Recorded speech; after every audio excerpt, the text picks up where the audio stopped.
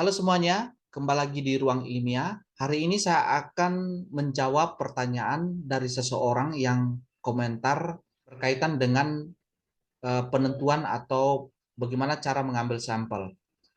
Ya, pertanyaannya, Kak izin bertanya, saya kan lagi penelitian dengan judul pengaruh konten mental health issue di media sosial terhadap penggunanya. Dan di sini saya target pengguna IG, Twitter, dan FB. Itu kan populasinya banyak. Kira-kira pakai teknik sampling apa? Nah, jawabannya Anda menggunakan proportionate stratified random sampling. Kenapa menggunakan proportionate stratified random sampling? Karena teknik ini mempunyai anggota atau unsur yang tidak homogen dan berstrata secara proporsional. Tidak homogen di sini berbagai macam ya, berbagai macam populasi, baik itu jenis kelaminnya yang berbeda, kemudian dari segi jumlah followernya juga berbeda. Jadi ada yang banyak, misalnya Twitter mungkin populasinya 500, kemudian Facebook populasinya 2000, kemudian IG populasinya mungkin 300. Jadi dengan jumlah yang berbeda ini maka sifatnya tidak homogen. Kemudian tidak berstrata, ya mungkin ada umurnya yang berbeda, ada yang umurnya di bawah, ya 17 tahun ke bawah, kemudian ada 17 tahun sampai 40 tahun, dan ada 40 tahun ke atas. Jadi berbeda-beda. Sehingga dengan sampel ini tentunya sifat dari sampel seperti apa yang Anda nantinya ambil. Apakah berdasarkan umur, atau berdasarkan misalnya jenis kelamin dan seterusnya. Nah, apalagi di sini eh, judul judul penelitiannya itu bagaimana konten tersebut ya berpengaruh terhadap kesehatan mental seseorang ya, yang berkaitan dengan media sosial. Nah, tentunya kalau kita mengatakan mental ya, pengaruh sosial media terhadap mental seseorang, kesehatan mental, ini berbeda terhadap tanggapannya berdasarkan umurnya, ya berdasarkan pendidikannya juga berbeda, sehingga sifatnya homogen. Nah, sekarang yang menjadi pertanyaan, kenapa harus menggunakan proportionate stratified random sampling? Karena dari segi jumlahnya juga itu berbeda. Bisa kita mengambil misalnya populasi dari Twitter yaitu 500. Nah, populasi 500 dari Twitter ini kemudian kita menentukan sifat populasinya itu apa saja. Ya, sifat populasi misalnya kita hanya mengambil berdasarkan jenis kelaminnya, atau berdasarkan umur, atau berdasarkan tingkat pendidikan. Kalau berdasarkan tingkat pendidikan, berarti kita mengambil tingkat pendidikan SD, SMP, atau SMA.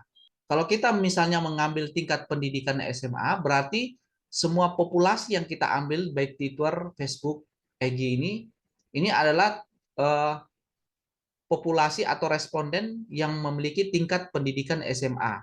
Misalnya tingkat pendidikan SMA populasinya berapa? Kemudian tingkat pendidikan di pengguna Facebook populasinya berapa dan seterusnya. Kemudian kita mengambil atau menarik sampel. Nah, menarik sampel ini kita bisa menentukan sampel. Kalau ini adalah cara mengambil sampel, yang menggunakan proportionate stratified random sampling. Tetapi berbeda lagi menentukan sampel. Dari populasi ini kemudian kita tentukan sampel.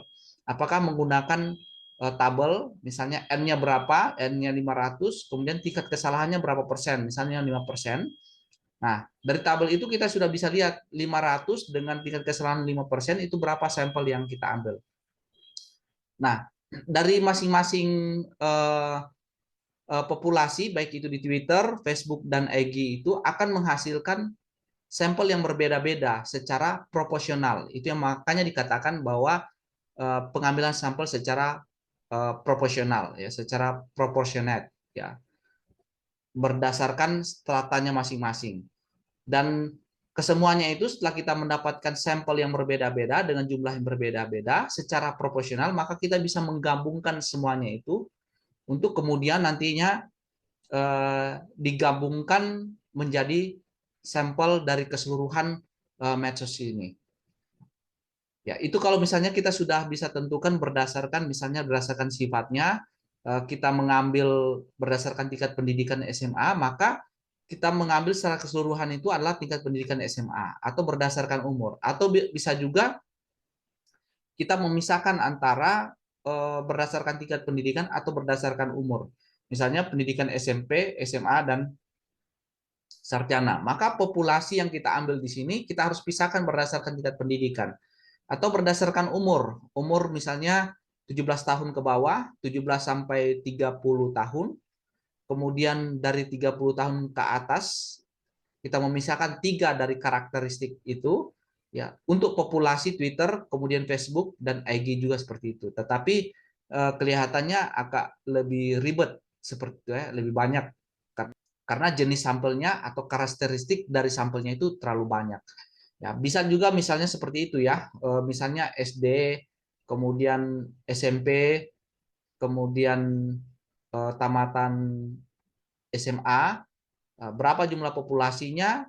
Nah, setiap tingkat pendidikan itu kemudian kita mengambil jumlah sampelnya. Misalnya tamatan SMA ada 50, kemudian tamatan SD ada 30, kemudian tamatan SMP misalnya 10, maka kita mengambil sampel berdasarkan jumlah populasi sesuai dengan karakteristik misalnya berdasarkan tingkat pendidikan tadi. Sehingga menghasilkan suatu sampel yang nantinya kita jumlahkan atau kita tambahkan secara keseluruhan.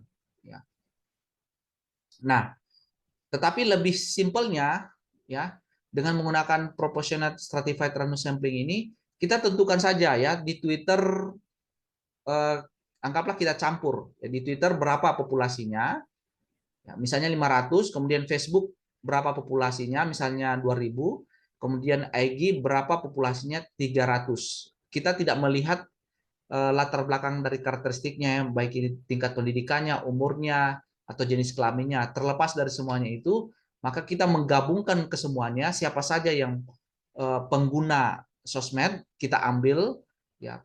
Kemudian kita menentukan kita mengambil populasi berdasarkan masing-masing sosmed tadi ini. Nah, kemudian selanjutnya kita mengambil sampel ya berdasarkan populasi masing-masing sosmed ya. Misalnya sampel yang kita ambil misalnya populasi untuk Twitter ada di 500, sampel yang kita ambil atau kita tentukan misalnya menggunakan tabel ya tadi ya atau menggunakan rumus Lovin juga bisa. Ya. Sehingga menghasilkan sampel yang berbeda-beda secara proporsional ya berdasarkan populasi sosmednya masing-masing ya baik Twitter, Facebook dan IG.